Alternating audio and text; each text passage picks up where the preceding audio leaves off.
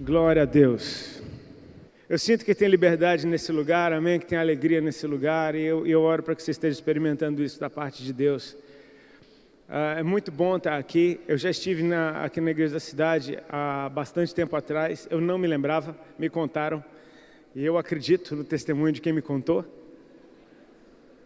Queria agradecer muito ao pastor Calito e toda a equipe de pastores pelo carinho, pela confiança. Faz tempo que eu não vou numa vigília, cara, estou me sentindo muito crente. O meu recorde de sentir crente, eu acho que é culto de domingo de manhã, mas vigília é muito crente, só faltava ser no monte. Meu irmão, se fosse no monte... Essa igreja está no monte, não está? Pronto. Vigília no monte. Contem para todo mundo que eu estive. Eu queria compartilhar algo com vocês. Cara, enquanto a gente adorava, eu estava pensando em falar de uma coisa, e aí enquanto a gente adorava, Deus me falou de uma outra coisa. E eu queria que você abrisse, por favor, a tua Bíblia, no livro de Atos, no capítulo 9, fala da conversão de um dos nossos heróis na fé, aqueles que amam a Jesus. Tem esse cara como um dos nossos grandes heróis da fé, que é o nosso irmão Paulo.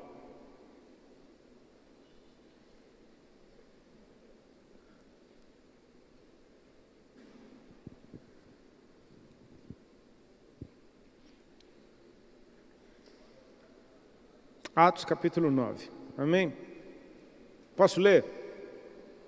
Eu não vou demorar. Posso ou não posso? Por favor, preciso da participação de vocês. É vigília, já é 1h da manhã.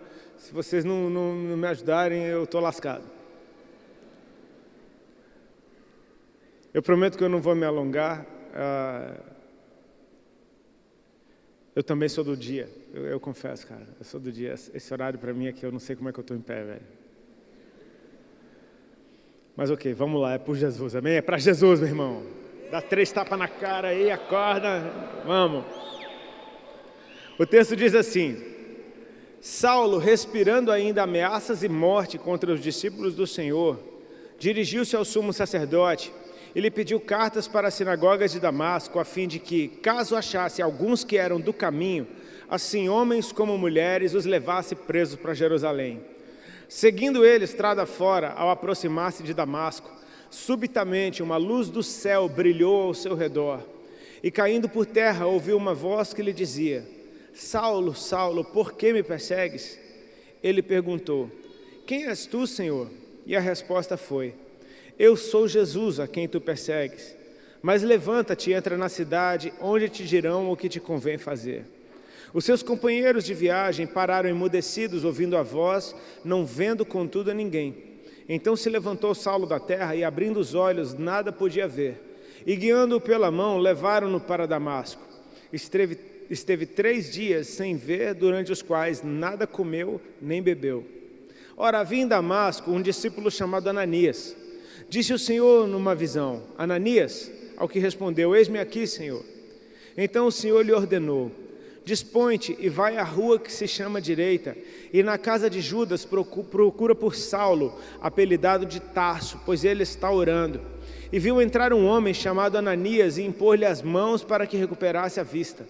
Ananias, porém, respondeu: Senhor, de muitos tenho ouvido a respeito desse homem, quantos males tem feito aos teus santos em Jerusalém, e para aqui trouxe autorização dos principais sacerdotes para prender a todos os que invocam o teu nome. Mas o Senhor lhe disse: Vai, porque este é para mim um instrumento escolhido para levar o meu nome perante os gentios e reis, bem como perante os filhos de Israel, pois eu lhe mostrarei o quanto lhe importa sofrer pelo meu nome. Então Ananias foi, e entrando na casa, impôs sobre ele as mãos, dizendo: Saulo, irmão, o Senhor me enviou, a saber, o próprio Jesus que te apareceu no caminho por onde vinhas, para que recuperes a vista e fiques cheio do Espírito Santo. Imediatamente lhe caíram dos olhos como que umas escamas, e tornou a ver. A seguir, levantou-se e foi batizado. Somente até aí. Glória a Deus, amém? Irmãos, assim, quando o Senhor Jesus nos deu a grande comissão, e Ele disse: Ide por todo o mundo, pregai o Evangelho, batizando-os em nome do Pai, do Filho e do Espírito Santo, fazer discípulos de todas as nações, ensinando-os a guardar todas as coisas que eu vos tenho ordenado. Sabe, essa direção de Jesus, ela se parece muito com a primeira direção que Deus dá para o homem lá no jardim. Quando Deus forma o homem, e imediatamente Ele diz para o homem, Deus os abençoou e disse, sede fecundos, multiplicai-vos, enchei toda a terra, dominai sobre a terra. Parece que Deus está falando a mesma coisa, só que num nível completamente diferente. Ele está falando a respeito de ocupação, Ele está falando a respeito de povoar a terra com filhos, amém? No Jardim do Éden, lá em Gênesis, Deus está falando da coisa literal, de você botar filho no mundo, encher a terra e dominar e exercer o domínio sobre a terra. Agora Jesus parece que está dizendo a mesma coisa, mas num sentido completamente espiritual. Vocês vão por todo mundo, vocês vão encher a terra de filhos, mas agora são filhos espirituais, que vocês vão gerar para mim, eles vão nascer de novo, vocês vão ensinar eles em todas as coisas, eles serão como vocês, serão discípulos de vocês. Você consegue perceber uma similaridade nisso? É a grande comissão, parece que Jesus está dando uma direção para a gente, de encher a terra. Para a gente ser eficaz naquilo que a gente foi chamado para fazer nesse sentido, uma coisa é certa, a gente tem que estar disposto a amar as pessoas, amém? Isso parece muito simples e óbvio, a gente tem que estar disposto a amar as pessoas, porque você não vai para um lugar odiando as pessoas, esperando que elas sejam seus filhos espirituais. Quem vai querer um pai espiritual que o odeia? Essas pessoas, elas vão primeiro precisar saber se vocês são discípulos de Jesus. E Jesus deu uma receita bem clara, se vocês se amarem, se vos amardes uns aos outros, todos saberão que são meus discípulos, amém? Então esse amor, ele é o melhor cartão de visita para qualquer missionário, para qualquer campo missionário. É por isso que várias missões têm como porta de entrada não simplesmente a pregação do Evangelho, mas alguma forma de manifestação de amor. Chega lá cuidando daquela população. Tem um pastor amigo meu, que ele mora nos Estados Unidos, ele tem trabalho no Afeganistão, no Paquistão e no Nepal, se eu não me engano. Ele é dentista e ele chega lá para cuidar de dente. Meu irmão, dente tem em todo canto e todo dente dói em algum momento da vida. Ele chega lá e ele cuida do dente das pessoas. Esse simples cuidado abre corações, abre portas para a pregação do Evangelho. Amém? Ou seja, parece muito fácil isso, mas você já pensou o quão difícil é você estar disposto a amar todas as pessoas? Não simplesmente algumas, não simplesmente aquelas que têm a ver contigo, não simplesmente aquelas que gostam do que você gosta. Amar gente que talvez odeie o seu Deus. Amar gente que talvez rejeite completamente a sua mensagem. Amar gente que de primeiro plano talvez faça piada com a sua cara e piada com a sua fé. Ou pior, amar gente que quer te matar, cara. Amar os seus inimigos como Jesus Cristo nos ordenou. Sabe, esse amar os seus inimigos na ótica da grande comissão tem um valor bem especial e faz muito mais sentido do que simplesmente você ser bonzinho e amar os inimigos. Cara, ame os seus inimigos para que um dia eles possam ser seus filhos espirituais. Já imaginou o seu pior inimigo se tornar um filho espiritual seu? Eu acho que a melhor coisa que pode acontecer com um amigo seu, cara, com um inimigo seu, perdão. Sabe, já teve o tempo em que a igreja orava para Deus matar os inimigos. Eu não estou falando de Antigo Testamento, não. Eu estou falando de crente bem recente. Eu já vi vários testemunhos desses, assim. Eu lembro de um testemunho que me contaram. Sabe aqueles, não sei se aconteceu, se são baseados em fatos reais, mas você ouviu de alguém. Sabe, um testemunho baseado em fatos reais. Acho que uma irmã deu um testemunho e falou, irmão, tem um testemunho para dar. Então, meu vizinho é traficante. E eu orava para Deus fazer alguma coisa. Irmão, glória a Deus, a polícia entrou lá, matou todo mundo. Tipo assim, meu Deus do céu. O que é isso? Aleluia, Deus seja louvado, Ele opera. Calma, irmã. Sabe, eu sei que só um milagre, cara, para Deus fazer isso com a gente, amém? Vamos ser sinceros? Vamos tomar um gole de sinceridade agora, todo mundo dá um gole aí, vai, de sinceridade, vai. Só um milagre, brother. Só um milagre para você sair amando alguém que te odeia e que naturalmente se odeia também. A ministração sobre perdão mais sincera que eu já ouvi foi de um pastor meu, um dos pastores lá da casa que eu congrego, ele chama Juscelio. Ele falava sobre perdão, ele falou: irmão, ninguém consegue perdoar de uma vez. Perdão é um processo. Você entra na presença de Deus querendo matar aquela pessoa. Você fala: Senhor, a tua palavra diz que eu tenho que amar, mas não está dando não, eu quero matar. Você começa com sinceridade logo. Tranquilo, você não vai ser fulminado, você não está em pecado se você for sincero diante de Deus, amém? Tem um salmo, cara, se eu não me engano é o 117, eu sou ruim de número, me perdoem, mas tem um salmo que termina assim: feliz daquele que pegar dos filhos deles e bater com a cabeça deles na pedra. Tipo, meu Deus do céu, o cara falou, está num salmo.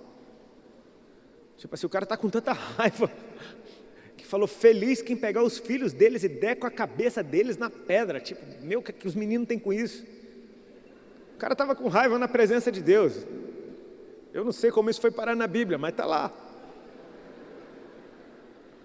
Você começa querendo matar.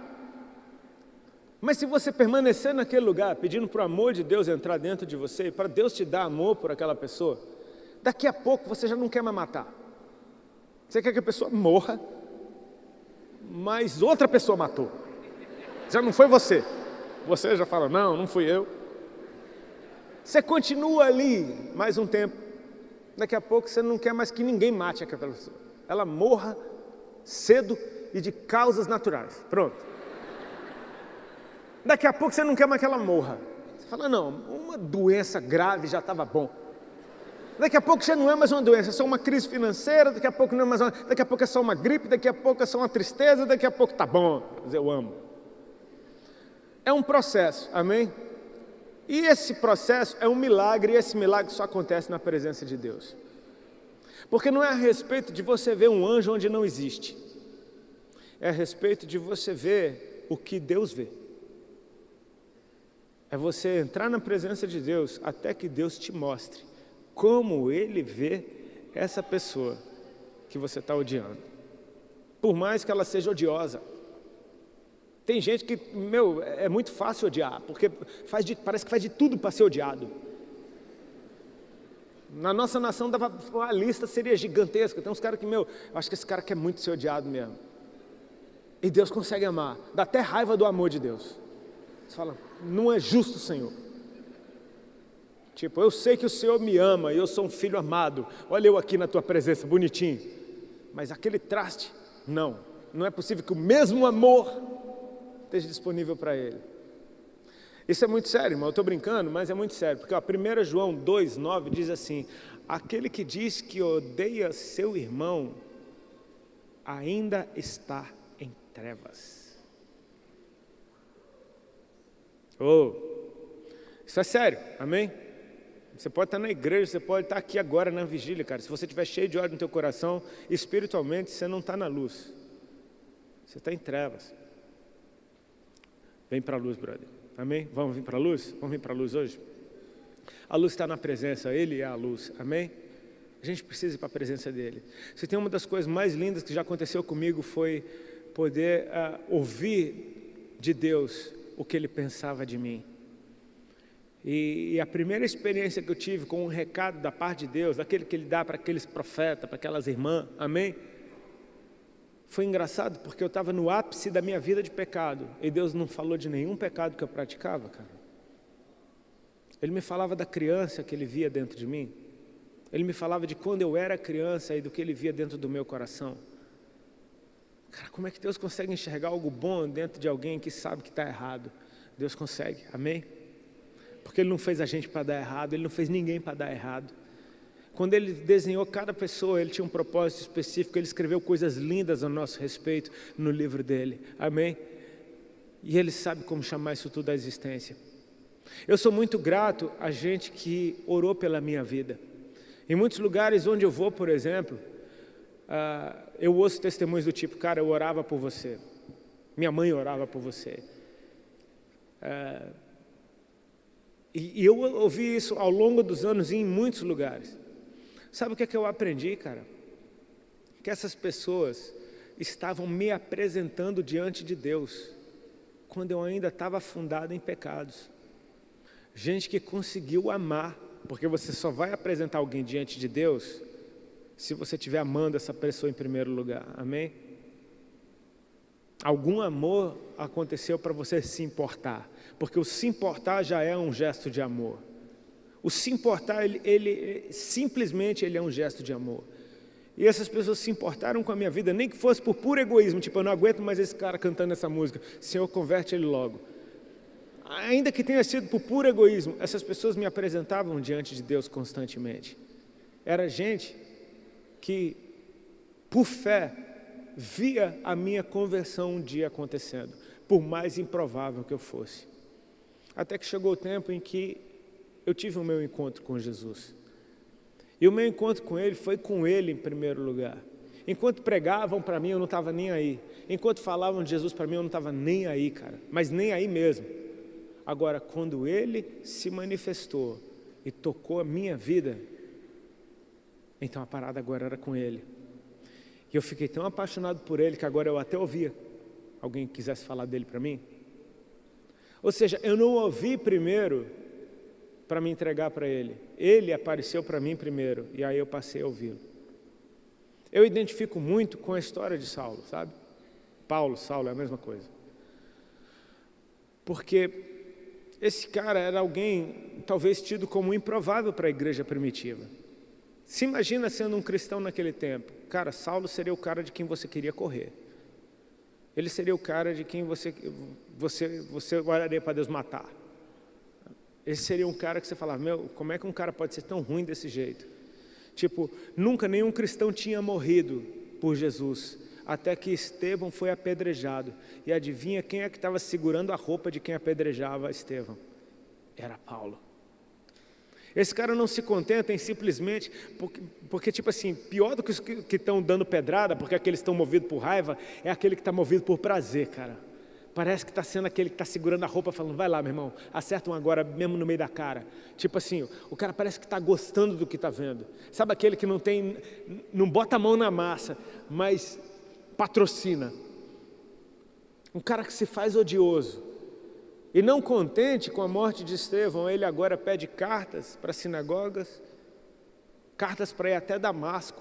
Ou seja, não bastava expulsar os cristãos de Jerusalém, ele queria ir atrás deles para exterminar com todo mundo, para acabar com aquilo. Você pensa que talvez esse cara, no seu tempo, fosse o símbolo de um cara improvável para se entregar para Jesus. O típico cara que não ouve ninguém, porque ele está cego, amém? A Bíblia diz o estado emocional que esse cara estava quando ele pediu as cartas. Diz que ele ainda respirando ameaças e morte contra os discípulos do Senhor. Um cara que está respirando ameaça e morte, ele não tem um pingo de compaixão, ele não está disposto a se dobrar de jeito nenhum, ele está irredutível, ele está obcecado, ele está obstinado, ele só tem uma coisa em mente: acabar com os cristãos. Quem vai pregar para esse cara? Quem vai chegar lá, irmão, aleluia, toma um panfleto aqui, ó, Jesus te ama, vai no culto domingo. Você corre desse cara. Mas é esse tipo de gente que a gente tem que amar. Ai, ai, ai, que tarefa, Senhor. Eu achava que carregar minha cruz era difícil. Pensa nisso daí agora. E esse cara está indo. Agora deixa eu te falar um pouco a respeito de Saulo. Porque essa é a forma que a gente o vê. Como esse cara, sangue nos olhos, esse cara ruim, cheio de ódio no coração. Tem um Saulo que ninguém enxerga. Tem um Saulo que só Deus vê. Tenta ver a criança, Saulo, que era um menino tão apaixonado por Deus que dedicou a sua vida inteira a aprender as Escrituras. Que não sei se por influência dos pais, não sei como, ele foi ensinado por um dos maiores mestres que tinha no seu tempo, que era um homem chamado Gamaliel. A Bíblia diz que ele era tão bom nas Escrituras, que ele discutia com gente mais velha do que ele, e todo mundo ficava de cara, como ele tinha tanta sabedoria. Um cara que se dedicou a conhecer o Senhor, amém? Olha, eu tenho, por exemplo, o meu pastor, os meus pastores, as pessoas que me ensinam, eu vou te falar, aqueles que me ensinam têm um lugar especial no meu coração. Sabe, quando eu encontro com o meu pastor, por exemplo, ele viaja bastante, eu viajo bastante. Sinceramente, eu não o vejo muito, mas toda vez que eu o vejo e eu o ouço, parece que é um ponto de virada na minha vida. Parece que é uma estação que muda só de ouvir a voz dele.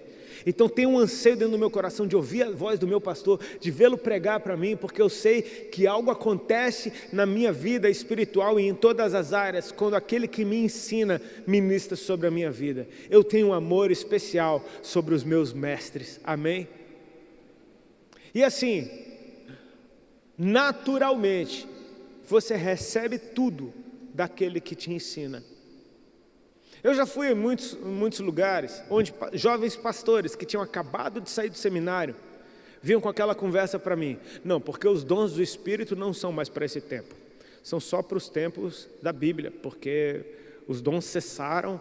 E tipo assim, aí eu fico pensando, cara, eu fui alcançado porque Jesus me curou. Tipo assim, de onde é que tu tirou isso? Foi por experiência? Não, foi por ensino. Alguém o ensinou, exatamente nessa linha que vem sendo repetida. Não estou aqui para julgar, mas eu estou aqui para entender que talvez esse cara tenha amor pelo mestre que o ensinou, então ele repete aquilo como sendo uma verdade para a vida dele. Basta Deus curar uma gripe que a teologia dele muda, tudo bem, mas enquanto ele não tem a experiência, ele só tem o ensino, amém? E Saulo, talvez, aos olhos do ensino que ele recebeu, o que os cristãos estavam fazendo era pura heresia. O que os cristãos estavam fazendo talvez fosse a maior das afrontas. Os fariseus não entendiam Jesus, cara. Eles não entendiam como que o Filho de Deus podia vir daquele jeito, profanando o sábado, curando enfermos no dia de sábado. Eles não entendiam o amor de Deus, a graça, eles não entendiam o novo do que Deus estava fazendo. A religiosidade tinha cegado eles. E Saulo, na cabeça dele, ele está fazendo a vontade de Deus, amém? Só Deus para enxergar algo bom nesse cara. Mas eu sei que Saulo está no caminho, e ele está indo para Damasco, ele está pronto para encerrar na prisão, homens e mulheres, ele não queria saber quem fosse, ele está cego, está obstinado. Ou seja, no coração dele, ele está fazendo a obra de Deus, amém? Paulo, está comigo? Paulo está na missão Damasco, ele está indo fazer a obra de Deus em Damasco. E de repente, quando ele está chegando na cidade, cara, quando ele está prestes a entrar na cidade, alguém o recebe do lado de fora. E foi a maior recepção que ele já teve na vida. A Bíblia diz que uma luz do céu o envolveu. Repete comigo: uma luz do céu o envolveu. Ou seja, o céu tocou a terra. Uma luz do céu envolveu. Ele sabe de onde aquela luz veio, está escrito: a luz veio do céu, amém? Ele sabe de onde ela veio. A Bíblia não fala que era um fogo consumidor, não eram trevas densas. Deus não falou com voz de trovão, não eram voz de muitas águas. Tipo, Deus não veio com aparência terrível, Deus veio como luz, amém? Pura, gloriosa luz, cara. O nosso irmão Saulo, pela primeira vez na sua vida, está tendo um encontro com o Deus de que ele estudou a vida inteira. Isso é lindo, amém? O nosso irmão Saulo, pela primeira vez, ele está vendo com seus próprios olhos aquilo que ele só tinha lido até então. Aquilo que talvez para ele fosse passado e nunca mais fosse acontecer. O nosso irmão Saulo está sendo fascinado com a glória de Deus. Sim, cara, eu acho que o nosso irmão Saulo, no seu caminho errado, cheio de ódio, cheio de ameaça e morte, está vendo coisa que nem eu nem você jamais vimos. Ele está vendo luz do céu o envolvendo completamente, amém? Só essa experiência já estaria boa. Pensa comigo, se você está indo fazer algo que você julga ser a vontade de Deus, e Deus aparece glorioso para você, na hora que você está pronto a entrar naquele lugar, talvez fosse Deus assinando embaixo do que você está fazendo, sim ou não? Ele não está me dando um tiro, ele está parecendo lindo, ele está lindo na minha frente. Só que a experiência não para por aí. Daquela luz vem uma voz. E sabe o que Deus falou para Saulo? Falou o nome dele, cara. Disse: Saulo, Saulo. Parece que está falando com um amigo. Não é um tom de bronca, parece: Saulo, Saulo. Parece uma coisa amistosa, pacífica. Parece que está cheio de amor. Cara, se você vê Deus aparecendo para você como uma luz, te envolvendo por completo, e Ele ainda te chama pelo nome, você experimenta esse amor, amém? É impossível não experimentar e não discernir o amor desse Deus tão grande que me conhece pelo nome.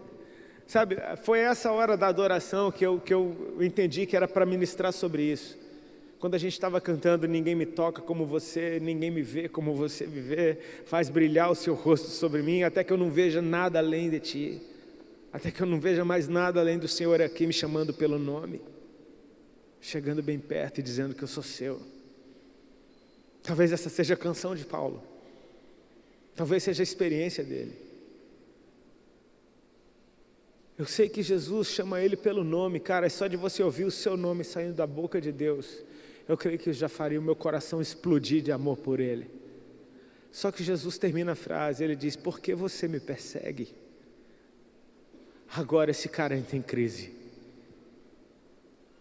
E é uma crise tão feia, cara, aos meus olhos é uma crise que me constrange, tá? Porque pensa no maior teólogo que você conhece, tendo encontro com Deus e perguntando: quem és tu, Senhor? Você consegue perceber isso? De um cara que estudou Deus a vida inteira, está vendo Deus pela primeira vez, e ele sabe que é Deus, mas não sabe quem Deus é. Quem és tu, Senhor? Deixa eu tentar desse lado aqui, que vocês estão quase dormindo aqui no meio. Quem és tu, Senhor?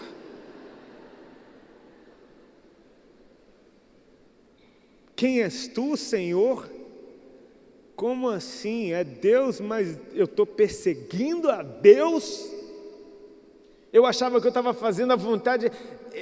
É Ele me conhece pelo nome, e Ele está com muita mansidão me perguntando por que eu o persigo. Quem és tu, Senhor? Eu não sei mais de nada. Tipo, Saulo está dizendo: eu me rendo. Sabe o que ele está dizendo? Eu me rendo, eu me entrego, eu quero te conhecer. Quem és tu, Senhor?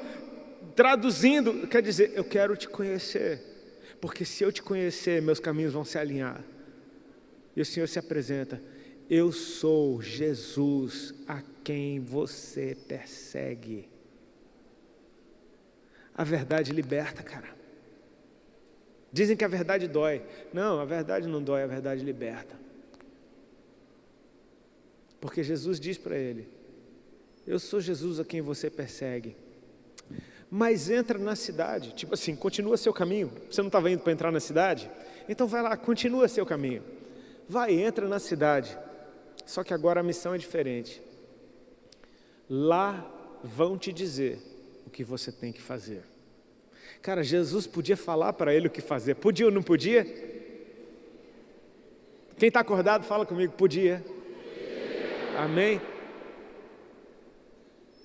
Mas Jesus não fala o que fazer, Ele fala o que fazer. Você vai ouvir o que vão te dizer o que fazer. Ou seja, Jesus podia fazer tudo sozinho, amém? Podia ou não podia? Mas para essa obra completa, a igreja tem que participar. Amém? A igreja vai ter que participar. Esse cara não ouvia ninguém, mas ele teve um encontro com Deus. Agora ele ouve. Porque no encontro ele teve uma direção: você vai ouvir o que você tem que fazer. Alguém vai te dizer, lá te dirão. Sabe o que é que Jesus está dizendo com lá te dirão o que você tem que fazer? Ele está dizendo: não sou eu que vou te falar, é alguém. E você vai se surpreender com quem vai te dizer o que você tem que fazer. E naquela hora ele fica cego. Ou seja, o encontro com Deus virou um problema na vida de Saulo. Apesar de ter sido o melhor dia da sua vida, foi o dia que ele ficou cego. Sem comer e sem beber. Ele está impactado. Ele devia estar repensando sua vida inteira, considerando todas as coisas. e pensando, eu estava completamente errado. Ele é Deus. Ele é Deus. Ele devia estar pensando em Estevão, cara. Ele é Deus. Eu estou completamente errado, eu devia estar com vergonha, não quer nem comer. Talvez ele quisesse morrer, greve de fome. Esse cara devia estar mal, amém? Esse cara devia estar mal. Deixa ele guardadinho ali. Em Damasco, havia um discípulo chamado Ananias, e eu sou fã desse cara. Eu sou fã de Ananias. Só aparece aqui e o bicho está pronto. Ele está pronto para fazer o que Jesus mandar, amém? É um cara que vive na presença de Deus. Jesus fala para ele, Ananias, e olha o que ele responde, eis-me aqui. Sabe, de uns tempos para cá eu tenho pensado nesse eis-me aqui. E eis-me aqui não tem falado comigo simplesmente a respeito de você estar disponível para Deus, pronto para ir. Significa você estar consciente do lugar onde você está. Por exemplo, Isaías, ele viu o Senhor assentado no alto e sublime trono, as olas do seu manto enchendo o templo, viu os serafins voando, cantando santo, santo, toda a terra está cheia da sua glória, viu as portas se movendo, viu a glória entrando, ele viu o seu pecado, ele falou, ai de mim, vou morrendo, ai meu. Ele está consciente, os umbrais das portas se moveram com a voz do que clamava, ele está tendo uma visão do céu, mas ele sabe onde ele está no templo, ele vê as portas do templo se movendo com a glória que está invadindo, e ele está vendo o seu pecado, ele vê o serafim voando, trazendo uma brasa, tocando na boca dele e falando com ele, vê porque isso tirou o teu pecado, a tua iniquidade foi purificada. Aí olha o que é que ele diz, depois disso ouvi a voz do Senhor que dizia, quem enviarei e quem há de ir por nós? Olha para onde esse cara foi transportado, ele está ouvindo Deus falar e Deus está falando a partir de onde Deus está, quem eu envio daqui? Então Isaías diz, eis-me aqui, envia-me a mim. Não é simplesmente escolhe alguém daí para fazer a minha vontade. Não, quem eu envio daqui para fazer a minha vontade? Isaías tem consciência de que ele agora está num lugar espiritual, de que ele está na presença de Deus. Ele diz, eis-me aqui, Senhor. Eu não simplesmente estou disponível, mas eu sou alguém que está na tua presença. Amém? Sabe quem que vai fazer a obra de Deus? Quem estiver na presença dele. Ananias está na presença do Senhor. Amém? Jesus aparece numa visão. Olha, percebe isso que a Bíblia deixa bem claro. Disse-lhe o Senhor numa visão, ou seja, Isaías agora parece estar tendo um arrebatamento. Isaías não está simplesmente lavando o prato, numa visão, Jesus aparece para ele e diz, Ananias, e Ananias toma consciência, eu já não estou mais lavando o prato, eu estou aqui na tua presença, nesse lugar espiritual, amém? Nesse lugar que é luz, repete comigo, é luz. Jesus tem uma missão para Ananias. E ele diz, entra na rua chamada direita, procura na casa de Judas, por um homem chamado Saulo, apelidado de Tarso. Ele está orando, e nessa oração, ele viu entrar um homem chamado Ananias, que orava por ele, e ele recuperava a visão. É uma ordem cheia de detalhes, amém? Imagina, é uma maneira engraçada de falar, mas imagina Ananias anotando o bilhete, tá ok. Rua direita, eu sei onde fica, é logo ali. Ok, rua direita. Casa de Judas, conhece o Judas? Crescemos juntos, jogamos bola junto. Beleza, Judas. Tem um homem chamado Saulo, apelidado de Tarso. Olha para onde Deus está me enviando. Saulo de Tarso, não.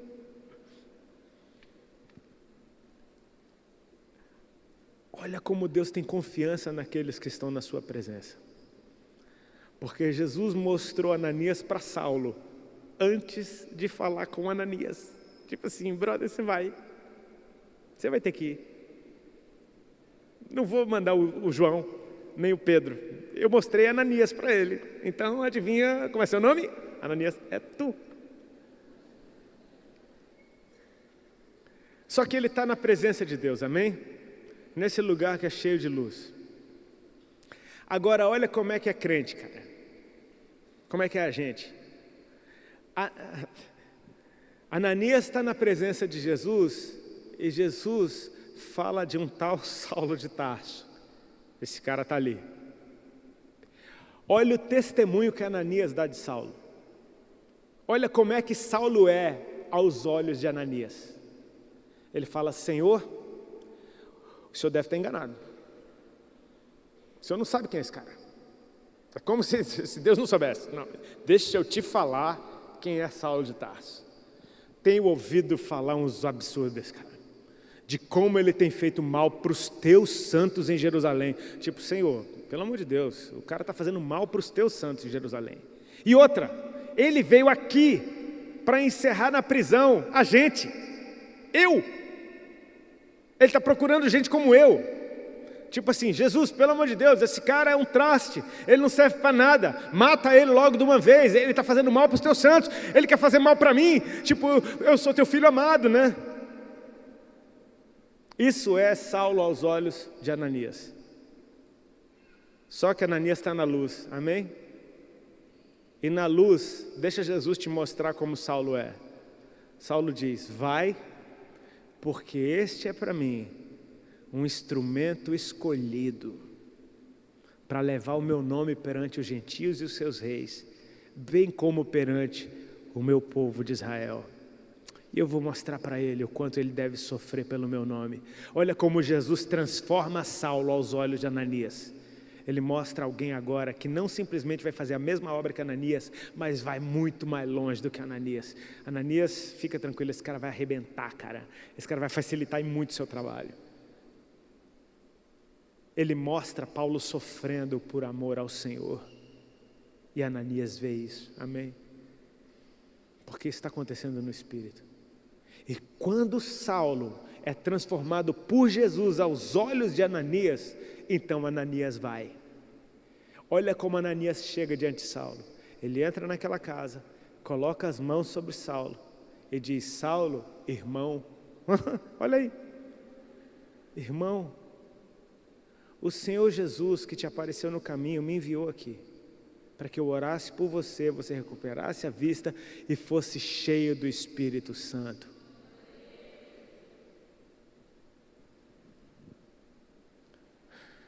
Então, quando ele ora, como que umas escamas saíram dos olhos de Saulo. A última coisa que Saulo viu foi o brilho de Jesus. A próxima coisa que Saulo viu foi uma igreja o amando. Foi aquele a quem ele perseguia, orando por ele, chamando ele de irmão, abençoando a vida dele e compartilhando o tesouro que ele tem, que é o Espírito Santo. Sem mágoa, sem rancor. Eu tenho certeza, a Bíblia não fala disso, meu irmão, mas eu tenho certeza que no dia que Paulo voltou para Jerusalém, ele deve ter dado uma passada na casa da família de Estevão. Pois é, fui eu. A família de Estevão, cheia do Espírito Santo, devia estar assim: esquenta não. Ele estava vendo o Senhor em pé, esperando ele na hora que ele chegou lá.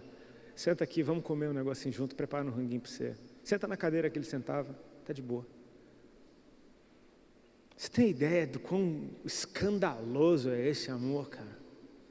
Jesus precisa mudar muito o nosso coração, porque essa obra vai ser completa. Você já parou para pensar que talvez Deus esteja te mostrando para alguém agora?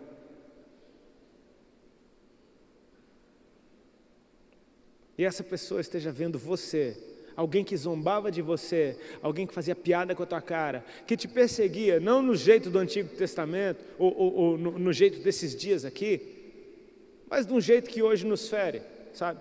Às vezes eu fico meio bobo com isso, como a gente é dodói, a gente é muito dodói, amém? Vamos concordar? A gente é dodói demais, a gente é muito dodói. Eu já me imaginei chegando no céu morrendo de vergonha. Tipo assim, eu já me imaginei chegando no céu na rodinha, tá lá os caras ali, eu me encostando na rodinha. E aí, tudo bom? Como é que você chegou aqui? Aí o cara: eu fui cerrado ao meio. Legal. E você? Eu fui decapitado. Deve doer. E você? Eu fui jogado aos leões. Aí os três viram para mim e falam: e você? Vocês não sabem como é, cara. Falaram mal de mim no Face. Vocês não sabem como dói. Sério, o Face dói, velho. Eu preferia ser cerrado ao meio. A gente é muito dodói. Sabe, a gente espana por qualquer coisa. Talvez alguém que esteja cerrando a gente ao meio no Face, agora, esteja passando por uma crise nessa noite. E lembrando de você. Porque Deus está colocando você na mente dele. Ele está pensando, poxa, será que aquela viagem daquele maluco, daquele nerd, daquele crente chato, será que aquilo não é verdade, cara? Será que eu não tinha que ouvir ele? Deus talvez esteja mostrando você para ele. Será que Deus é capaz de mostrar como ele vê essa pessoa aos teus olhos? Para que gere amor dentro do teu coração. E você se dispõe a ir até ela. Nem que seja em oração. Nem que seja para apresentar essa pessoa diante de Deus e falar, Senhor, eis aqui teu filho. Eu reivindico essa vida para o Senhor. Sabe, eu contei para vocês como muita gente orava por mim. E eu não sei se por raiva, eu não sei por quê. Mas eu tive uma experiência de orar por alguém que eu julgava improvável esses tempos. E foi bem legal, porque não foi do nada. Rapaz, tem água aqui, glória a Deus. Achei que era só enfeite, estou morrendo de sede. Há uns 2 anos atrás, eu estava em Fortaleza. E eu estava na piscina de um hotel. Lá em Fortaleza tem uma coisa que é gloriosa, é o sol de Fortaleza. É um sol para cada um. A Bíblia diz que na época do dilúvio, ali só ficou nublado. Não chegou nem a chover direito. Eu estou lá com a minha esposa tomando um sol na piscina e está tocando um forró lascado, porque hotel no Nordeste tem essa questão, né? A música é alta e é daquelas que raríssimas vezes você gosta. E está tocando um forró, meu irmão, mas um forró estourando e um forró, meu irmão, com as letras cabulosas que me fez lembrar quem eu era. E eu falei, meu Deus do céu, esse cara teve coragem, é como se tivesse esquecido quem eu era, mas tudo bem. Deus jogou no mar do esquecimento, aleluia, minha mente é pura, nunca ouvi um palavrão na vida. Eu estou lá, aquele forró, meu irmão, tá brabo. Só que eu não estava incomodado, cara. E eu comecei a pensar, será que eu estou desviando? Teve um dia que eu fui surfar com uns pastores amigos meus em João Pessoa. E quando a gente saiu do surf, tinha um quiosque tocando um forró lascado. E a gente está guardando a prancha no carro, daqui a pouco eu olho para o pastor está assim, ó. E ele falou, rapaz, meu corpo não obedece mais não sei o que está acontecendo não. Eu achei que isso estava acontecendo comigo, eu falei, o que está acontecendo comigo, cara? Está engraçada essa música. Eu fiquei de cantinho assim, eu queria rir, mas eu não vou rir na frente da minha mulher, porque vai que ela pensa. Daqui a pouco eu olhei, ela estava rindo. Falei, está estranho, porque ela se incomodaria demais, com certeza, com aquilo. E nem eu, nem ela, a gente estava incomodado. Estava engraçado aquilo. Daqui a pouco ela tomou atitude e ela perguntou para o cara do bar, ô, que música é essa aí? Quem é que canta essa música? Aí o cara lá de trás, é o Safadão. Falei, rapaz, eu olhei para ela, esse aqui é o Safadão?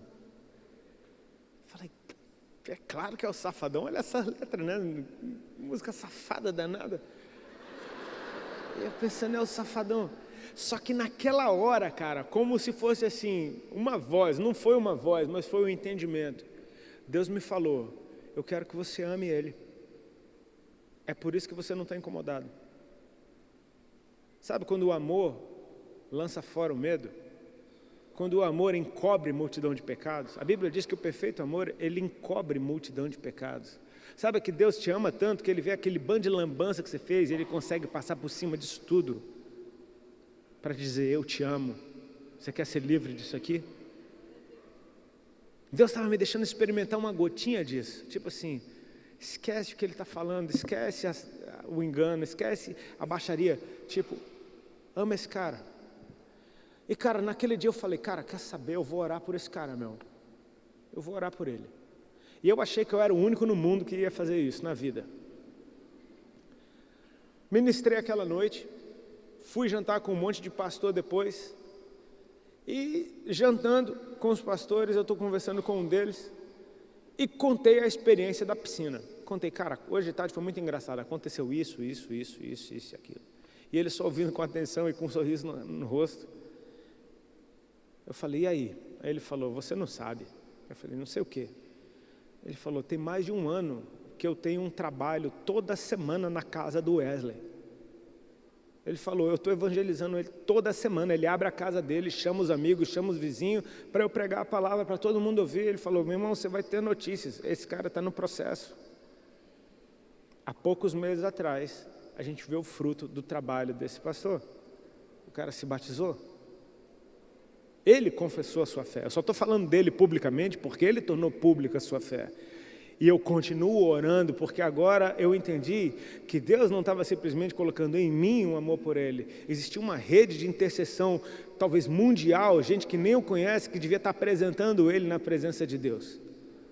Tipo, é difícil para um cara desse vir para Jesus? Não tem impossível para o meu Deus.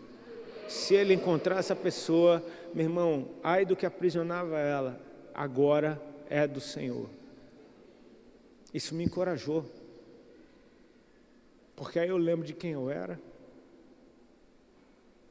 Eu lembro da Joana Prado, a esposa do Vitor Belfort, que era a feiticeira, e hoje é uma baita mulher de Deus, exemplar mãe, exemplar esposa. Eu penso, cara, quem é que faz uma coisa como essas? É Jesus, o mesmo Jesus que operou em mim, tem operado em tanta gente improvável como eu era. E sabe o que? Eu quero que você te desafiar agora. A gente está numa vigília, amém? Então é hora da gente orar. Se coloca de pé no teu lugar, por favor. Acorda quem está do teu lado, diz a hora de ficar de pé.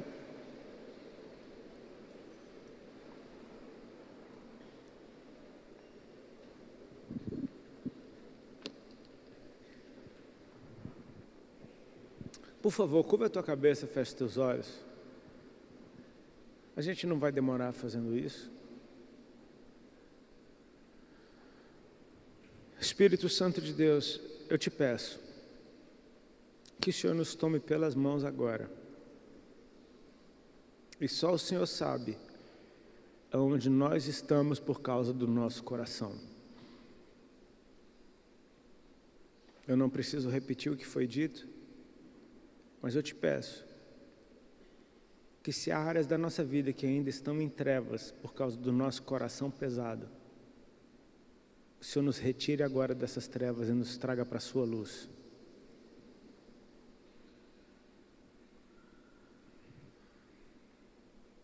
E nós queremos, Senhor, te pedir que o Senhor nos mostre como são aos teus olhos essas pessoas que nos perseguem.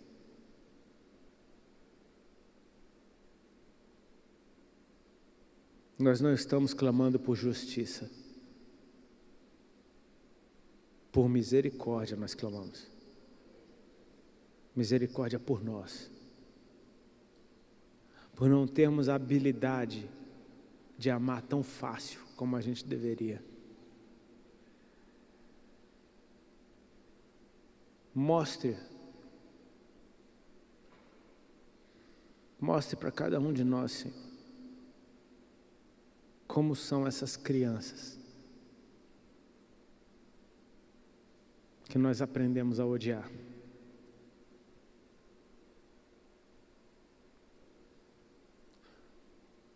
Como são aos teus olhos esses que fazem falta na tua casa e com os quais o Senhor se importa e para os quais o Senhor tem um plano. Nós te pedimos perdão, Senhor, pelo nosso coração duro,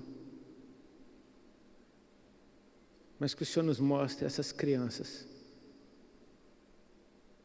te dando alegria. Porque essa é a identidade de um filho de Deus, dar alegria para o Pai. Permita-nos ver que o mesmo amor que o Senhor tem por nós, o Senhor tem por eles.